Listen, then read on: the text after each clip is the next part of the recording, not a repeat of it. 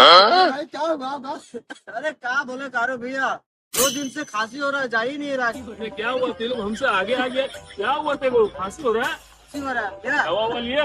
ये कुछ काम ही नहीं करता भैया। अच्छा रुक, मेरे पास बहुत बढ़िया दवा है। अच्छा दो पैक लेगा, पूरा खत्म हो जाएगा। दे रहा हूँ, रुक, देख। ये क्या है? अबे ये दारू है।